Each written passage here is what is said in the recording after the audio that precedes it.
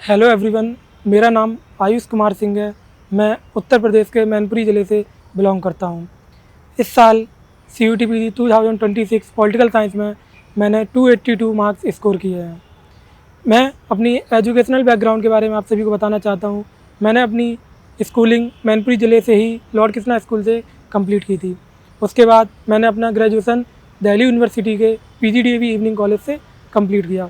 उसके बाद से मैं UPSC की प्रिपरेशन स्टार्ट की थी मैंने लास्ट ईयर, बट एक बैकअप प्लान के तौर पे मैं मास्टर्स करने का प्लान बनाया, जिसके लिए मैंने इस साल CUT-PG 2026 दिया। मैं अपने रिसोर्सेज के बारे में आप सभी से बताना चाहता हूँ। मैंने अपनी कैसे प्रिपरेशन स्टार्ट करी उस सभी के बारे में। तो सबसे पहले तो हमें ये जानना होगा कि CUT-PG पॉलिटिकल साइंस में कितने क्वेश्चंस आते हैं, किस टाइप का पेपर होता है। देखिए, सबसे पहले तो हमारा पेपर ऑब्जेक्टिव टाइप का होता है, जिसमें डोमेन स्पेसिफिक 75 क्वेश्चंस पूछे जाते हैं। किस तरीके से पढ़ाई करके हमारा ये एग्ज़ाम क्लियर हो सकता है, क्योंकि लास्ट ईयर के ट्रेंड्स अगर हम देखते हैं तो कंसेप्चुअल बेस्ड पेपर थोड़ा कम पूछा जाने लगा, फैक्चुअल बेस्ड की तरफ एग्जामिनर ज़्यादा पूछ रहे हैं। तो किस हिसाब से हमको अपनी प्रिपरेशन स्टार्ट करनी चाहिए, क्या बेसिक बुक फॉलो करनी चाहिए, उन सब के बारे में हम आज बात करेंगे। सबसे पहले तो हमारा सिलेबस 8 पार्ट्स में डिवाइड है। आपको सिलेबस का प्रिंट आउट लेना है और एक एक कीवर्ड को आपको ध्यान से पढ़ना है।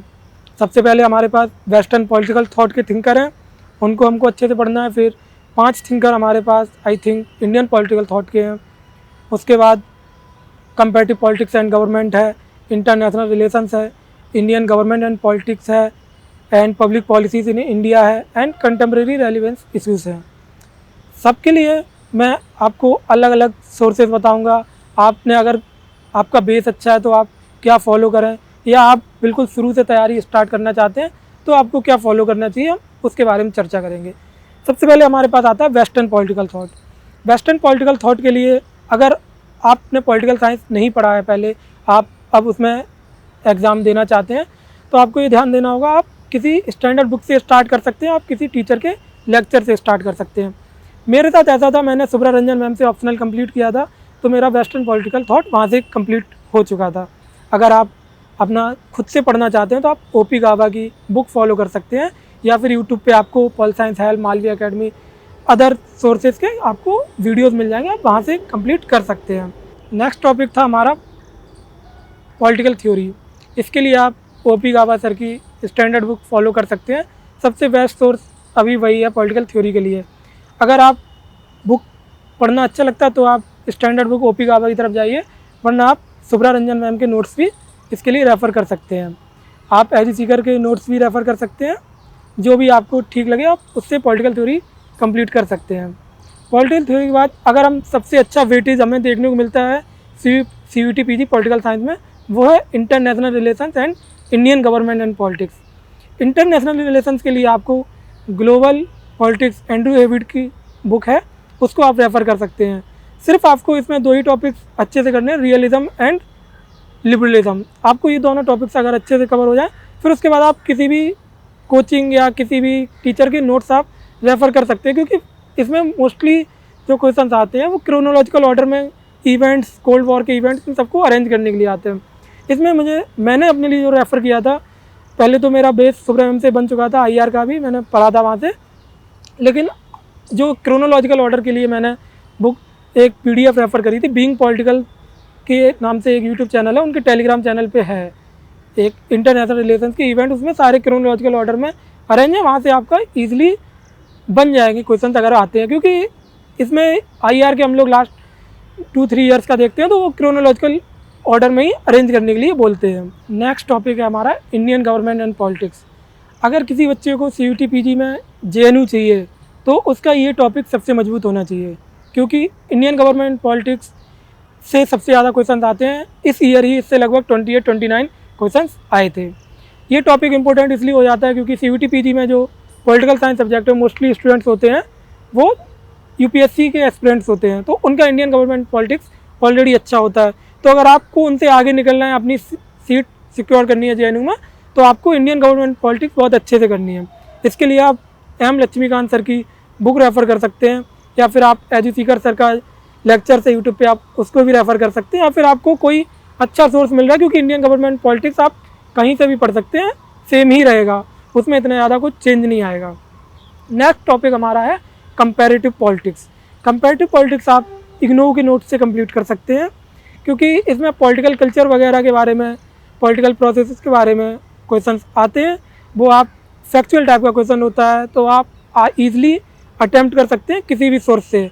आप एजी सीकर सर से पढ़ लीजिए, आप इग्नू से अच्छे लगता है आप उनसे पढ़ लीजिए, या पॉल साइंस हेल्प सर की लेक्चर से आप देख सकते हैं। इसके बाद हमारे पास टॉपिक है पब्लिक पॉलिसीज़ इन इंडिया। इसमें आपको पब्लिक पॉलिसीज़ के बारे में पता होना ही चाहिए, उसके साथ साथ आपको पब्लिक एडमिनिस्ट्रेशन भी पढ़ना होगा, क्योंकि कुछ क्वेश्चन वहाँ से भी पूछे जाते हैं और वो कंसेप्चुअल एंड फैक्चुअल बेस्ड दोनों होते हैं। तो आप इसके लिए पॉल साइंस हेल्प की आप लेक्चर्स देख सकते हैं, यूट्यूब पे फ्री में अवेलेबल है, या फिर आप किसी अदर कोचिंग के यूट्यूब लेक्चर्स यूट्यूब पे देख सकते हैं। मैंने जो इसके लिए रेफ़र किया था वो मैंने एजू सीकर सर की यूजीसी नेट की गाइड है ई बुक, उससे मैंने ये पब्लिक एडमिनिस्ट्रेशन वाला पोर्शन अपना कंप्लीट किया था। लास्ट टॉपिक हमारा इसमें आता है कंटेम्प्रेरी रेलिवेंस के इशूज़। उसके लिए उसमें आपको नेशनलिज्म है, क्लाइमेट जस्टिस है, ग्लोबल जस्टिस है, इन चीज़ों के बारे में आपको पढ़ना होता है। लास्ट टॉपिक हमारा कंटेम्प्रेरी रेलिवेंस इशूज़। इसमें आपको ग्लोबल जस्टिस, क्लाइमेट के बारे में और कुछ जो इंडिया में इशूज़ हुए हैं, पास्ट इशूज़ हुए हैं, टेररिज्म वगैरह, नेशनलिज्म, इन सब से रिलेटेड क्वेश्चंस पूछे जाते हैं। इसके लिए इसके लिए बहुत ज़्यादा आपको कहीं अदर सोर्सेज नहीं पढ़ने। अगर आप एजी सीकर सर की ई बुक से CUET PG plus UGC net वाली ई बुक से आप करेंगे तो आप अच्छे से कर सकते हैं। ये तो मैंने उनके बच्चों के लिए बताया जिनका बेस नहीं है, आप स्टार्ट करना चाहते हैं, आप अदर बैकग्राउंड से आप आए हैं, आप पॉल साइंस में फिर से आप CUET PG देना चाहते हैं, तो आप ये सोर्सेज को फॉलो कर सकते हैं। इसके अलावा अब कुछ वो बच्चे हैं जो अदर एग्ज़ाम्स की भी तैयारी कर रहे हैं, लाइक मैं UPSC की भी तैयारी साथ साथ कर रहा था और CUET PG भी मुझे देना था। तो उसके लिए क्योंकि आप पूरा टाइम इसमें डिवोट नहीं कर सकते हैं, तो आपके पास क्या रिसोर्सेज होने चाहिए, आपको क्या करना चाहिए। मोस्टली अगर आप 2-3 महीने मतलब आपको मिनिमम 3 मंथ्स तो आपको प्रिपरेशन करनी ही पड़ेगी अगर आप JNU टारगेट कर रहे हैं, क्योंकि मोस्टली बच्चों का एम JNU ही है और सबसे ज़्यादा कॉम्पिटिशन JNU के लिए ही यहाँ पे है। तो अगर आप JNU टारगेट कर रहे हैं तो आप कुल मिनिमम 3 मंथ्स की प्रिपरेशन चाहिए। उसके लिए मैं आपको कुछ रिसोर्सेज बता दे रहा हूँ। आपको एजी सीकर सर की दोनों ई बुक करनी है, CUET PG rapid revision fire वाली एवं UGC नेट वाली ई बुक। ये दोनों आपको बहुत अच्छे से आपको लगभग 5 से 6 बार इनको रिवाइज़ करना है, तब आप इसको अच्छे से कर पाएंगे। इसके अलावा आप सुब्रा रंजन मैम के नोट्स फॉलो कर सकते हैं कुछ टॉपिक्स के लिए। IR के लिए मैंने आपको बताया था, बीइंग पॉलिटिकल की आप PDF अगर आप टेलीग्राम पे सर्च करें वो आपको ईजिली अवेलेबल हो जाएगी, आप उससे अच्छे से कर सकते हैं। इसके अलावा आप अगर किसी कॉम्पिटिटिव एग्जाम की तैयारी कर रहे हैं तो मैं मान के चल रहा हूँ आपका इंडियन गवर्नमेंट पॉलिटिक्स पहले से ही ठीक ठाक होगा, उसको आपको गलत नहीं करना है, उसको रिवाइज करते रहना है। अब जो मोस्टली बच्चों के साथ प्रॉब्लम आती है वो थ्योरी के चक्कर में रहते हैं, लेकिन थ्योरी से आपको पेपर आपका फोकस रखना होगा कि वो ऑब्जेक्टिव टाइप है। आप कितनी ही थ्योरी पढ़ लेंगे लेकिन वहाँ पे आपको ऑब्जेक्टिव टाइप ही अटैम्प्ट करना है। तो बच्चों के साथ ये प्रॉब्लम होती है, वो ग्रेजुएशन करके आते हैं, थ्योरेटिकल पार्ट में बहुत ज़्यादा फोकस करते हैं, बट पेपर में जब ऑब्जेक्टिव क्वेश्चन आते हैं तो आप फंबल कर जाते हैं। तो आपको ये ध्यान रखना है कि आपको क्वेश्चन बहुत ज़्यादा प्रैक्टिस करने हैं। आप थ्योरी एक बार को कम पढ़ें, बट क्वेश्चन ऐसा नहीं होना चाहिए कि आप कम सॉल्व करके एग्जाम में जा रहे हैं, आपको क्वेश्चन बहुत ज़्यादा सॉल्व करने हैं। मैंने ही अपने टाइम पे अराउंड 80 to 90 मॉक्स दिए थे। इसके अलावा आपको कोशिश ये करनी है, आपको ये अप्रोच लेकर चलना है कि आप किसी टॉपिक को अगर लाइक 3 to 4 आवर्स में कंप्लीट कर रहे हैं तो आपको ऑब्जेक्टिव टाइप एग्ज़ाम में एफिशिएंसी अच्छी करनी होती है। उसके लिए आप कोशिश ये करें कि आप उस टॉपिक को 3-4 घंटे में ना कवर करके जल्दी कवर करें, बट उसको 2 से 3 बार करें, तो उससे क्या है आपकी एफिशिएंसी बहुत अच्छी हो जाएगी। तो इसमें AI आपकी बहुत ज़्यादा हेल्प कर सकता है। और इसके अलावा आप टेलीग्राम पे काफ़ी चैनल्स हैं जो फ्रिक्वेंटली क्विज कराते रहते हैं। आपको रिवीजन के लिए अगर मैं कुछ सोर्सेज बताऊं तो पहला सोर्स आप अपना टेलीग्राम पे कुछ ऐसे चैनल्स में ज्वाइन हो जाइए जहाँ पे रेगुलरली क्विज आती रहती हैं।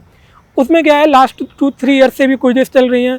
तो मान लीजिए आपने कोई टॉपिक पढ़ा, लाइक प्लेटो पढ़ा, मैकियावेली पढ़ा, तो आप उन चैनल्स में जब ज्वाइन होंगे तो आप उनके सर्च बॉक्स में कीवर्ड लिखेंगे मैकियावेली, तो आपको जो भी मैकियावेली से रिलेटेड क्वेश्चन होंगे वो आपको वहाँ पे शो हो जाएंगे। उससे क्या है, किस टाइप के क्वेश्चन बन सकते हैं, किस टाइप के क्वेश्चन हो चुके हैं, वो आपको सारी एक जगह मिल जाएंगे। आपका रिवीजन बहुत अच्छा होगा। रिवीजन के लिए कुछ सोर्सेज मैं आपको और बता देता हूँ। आप मालवी एकेडमी की मैराथन सेशंस को फॉलो कर सकते हैं। एजू सीकर सर की 20 आवर्स की कुछ वीडियोज़ हैं उनके चैनल पे, आप उनसे बहुत अच्छा रिवीजन कर सकते हैं। Piyush Pandey sir talking polity के, उनके आप 1 टॉपिक 100 क्वेश्चन को फॉलो कर सकते हैं। एंड सफलता एक्सप्रेस। बाकी इसके अलावा अगर मैं PYQ की बात करूं, क्योंकि आपको बहुत से बच्चों के साथ प्रॉब्लम ये है वो PYQ में बहुत ज़्यादा टाइम दे देते हैं, बट मेरे साथ ऐसा नहीं था। मैंने PYQ को इस तरीके से किया था कि मुझे एग्ज़ाम पैटर्न पता चल सके कि किस टाइप के क्वेश्चन पूछे जाते हैं। आप PYQ पे इतना ज़्यादा आप उनको 1-2 बार देख लीजिए, लेकिन आपको डिपेंडेंट अपने सिलेबस पे रहना है। अगर आपके सिलेबस में जो भी कीवर्ड है आप उसको जितना अच्छे से कर पाएँ उतने अच्छे से करें, और आपको उसके रिलेटेड जहाँ भी क्वेश्चंस मिले आप उनको उतने अच्छे से कर सकते हैं। बहुत से बच्चों के साथ इशू ये आता है, वो इस चीज़ में कन्फ्यूजन में रहते हैं कि उनको CUT PG के लिए कोचिंग लेनी चाहिए या नहीं लेनी चाहिए।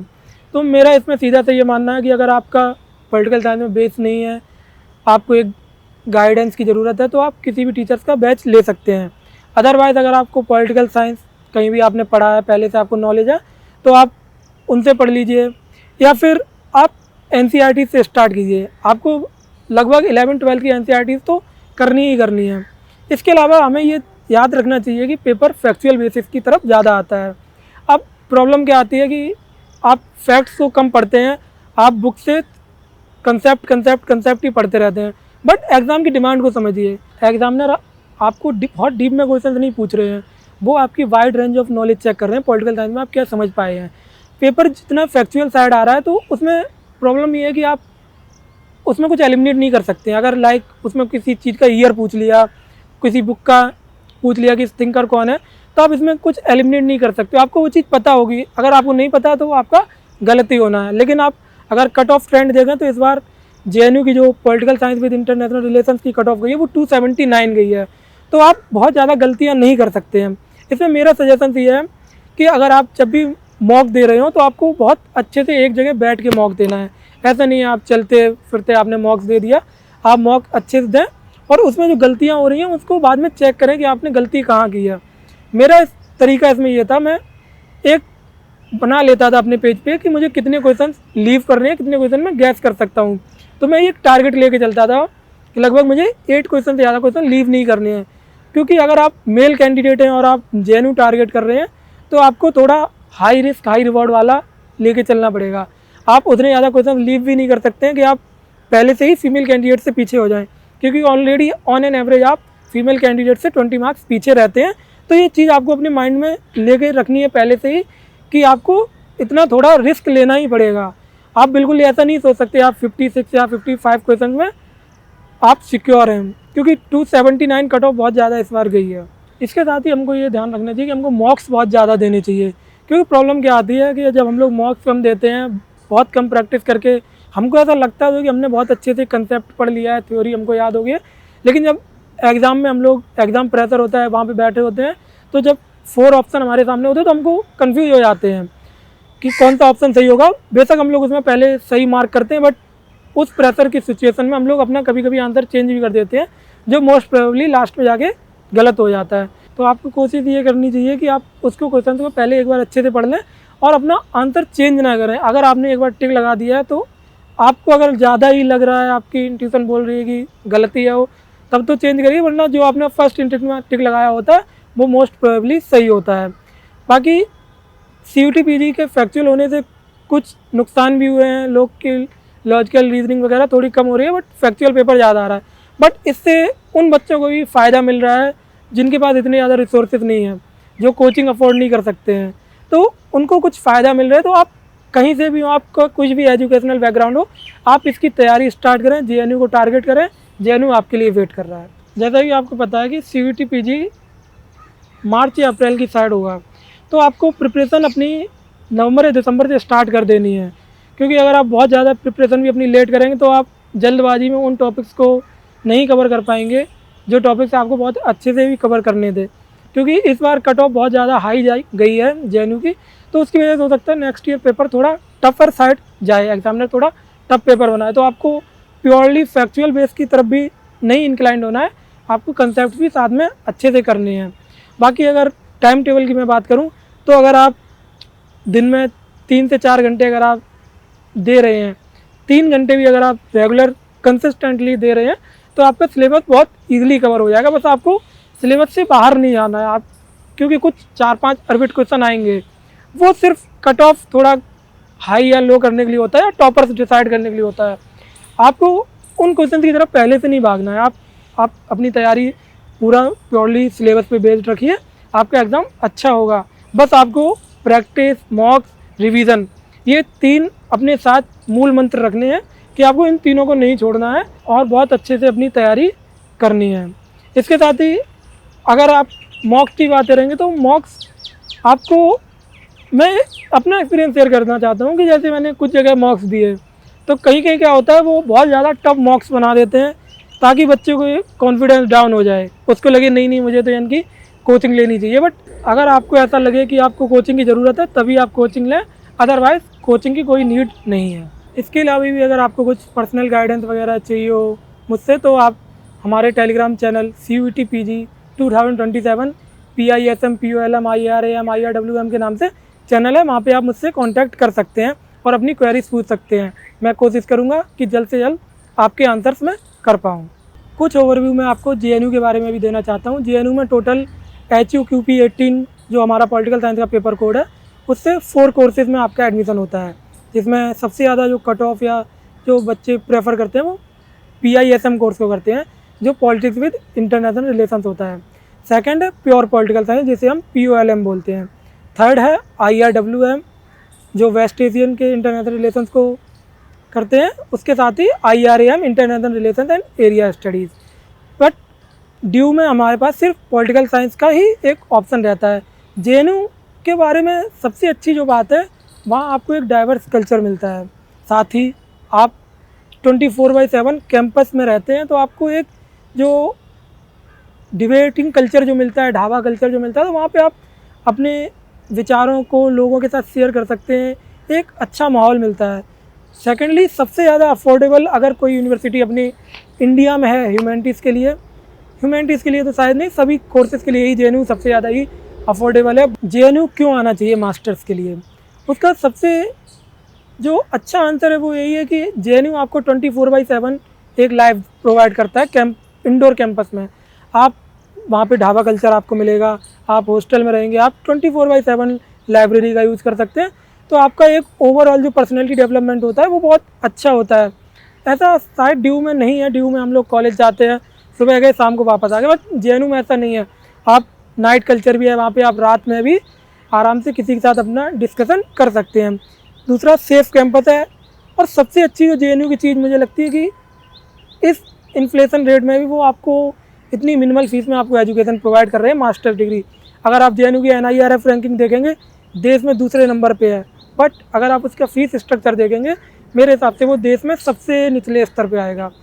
अब अगर हम लोग जैसे ज़्यादा टाइम तक तैयारी करते हैं तो कभी कभी डिमोटिवेशन आ जाता है, मॉक्स में अच्छे नंबर नहीं आते हैं, तो आपको उतना डिमोटिवेट नहीं होना, क्योंकि अगर आप मॉक्स को एनालाइज सही से कर रहे हैं, आप बस अपने प्रोसेस पे ध्यान रखिए, डू द डूएबल्स।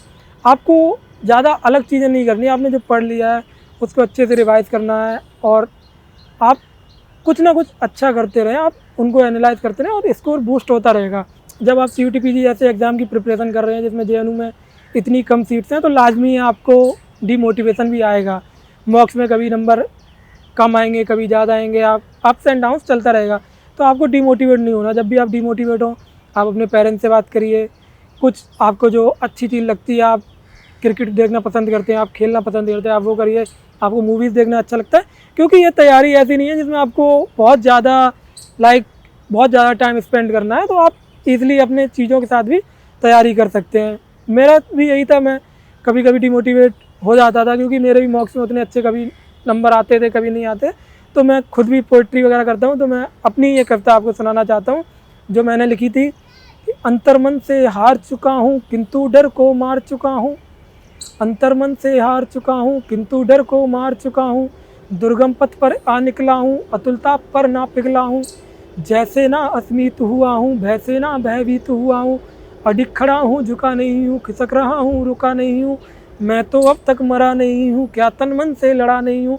तो आपको ये चीज़ अपनी प्रिपरेशन में रखनी है कि आप अपना जितना बेस्ट हो सके आपको वो देना है, पहले से ही नहीं डरना है, क्योंकि एग्ज़ाम लेवल फील्ड है वो सबके लिए। आप जो मेहनत करेगा वो जीतेगा। क्योंकि तैयारी आपको इस हिसाब से करनी चाहिए, वो 2 पंक्तियाँ हैं कि क्या हार में क्या जीत में किंचित नहीं भयभीत में, कर्तव्य पथ पर जो मिला यह भी सही वह भी सही। तो इस जोश को आपको अपने साथ लेके चलना है कि जो होगा रिजल्ट आपका बाद में आएगा, लेकिन आप अभी क्या कर रहे हैं, आपकी तैयारी कैसे आपने स्टार्ट की, आप तैयारी में रेगुलर रहे या नहीं रहे, वो चीज़ डिसाइड करिए कि आप जेएनयू जाएंगे या नहीं जाएंगे। मैं डीकेटी यूट्यूब चैनल को भी बहुत ज़्यादा धन्यवाद देना चाहता हूँ, जिन्होंने मुझे यहाँ इनवाइट किया मेरा इंटरव्यू के लिए, जिससे जो हमारे फ्यूचर जनरेशन जो CUT PG की तैयारी कर रहे हैं, नेक्स्ट ईयर जो एग्ज़ाम देंगे, उनको कुछ गाइडेंस मिल सके या मेरी वजह से उनको कुछ हेल्प पहुँच सके, तो मैं उनका आभारी रहूँगा। Thank you.